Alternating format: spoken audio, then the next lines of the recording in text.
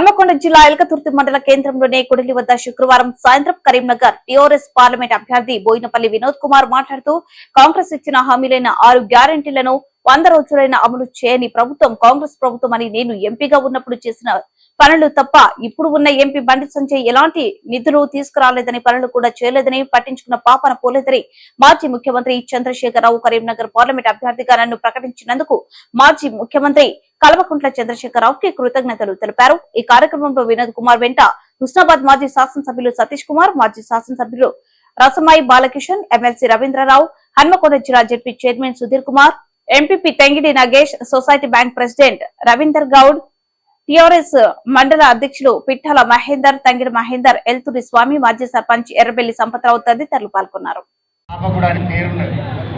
మరి ఈయనకేమున్నదా, ఈయనకేం లేదు, లవంగా తింటామా, ఇంత గుట్కా ముక్కుదామా? మరి అటువంటి వాళ్ళు కావాలన్నా పార్లమెంట్లో మనం ఏం ఆలోచన చేసుకుంటాం అనేది తెలిసినటువంటి కారు గుర్తు చూసుకొని వస్తాను। అందరికీ కూడా ధన్యవాదాలు తెలియజేస్తాం।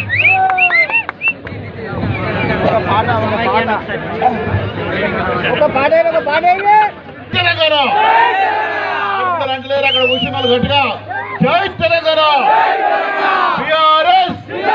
కేసీఆర్ గారి నాయకత్వం, గెలిపిద్దాం గెలిపిద్దాం గెలిపిద్దాం గెలిపిద్దాం। నేను రెండు ముచ్చట్లు మాట్లాడతాను, ఎందుకంటే రసమయ్య వచ్చిండు, రసమయ్యకి ఎక్కువ టైం ఇవ్వాలి। అదేవిధంగా దేవాదుల నుంచి మనకి ఏదో 17 గ్రామాలకు నీళ్ళు వస్తున్నాయా? మరి ఏంది పరిస్థితి? నాకైతే గట్టి నమ్మకం ఉన్నది, సైదాపూర్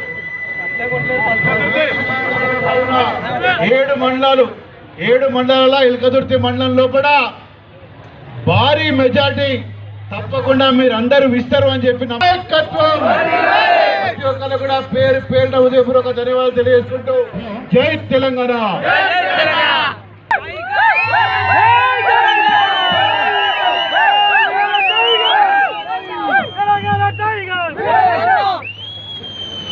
ఎలకతుర్తి మండలం ఈరోజు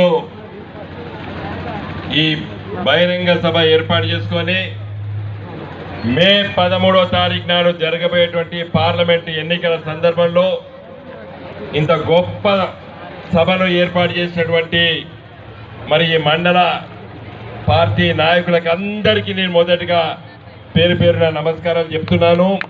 మండల పార్టీ అధ్యక్షులు మైపాల్ గారు, మహేందర్ గారు, అదేవిధంగా మన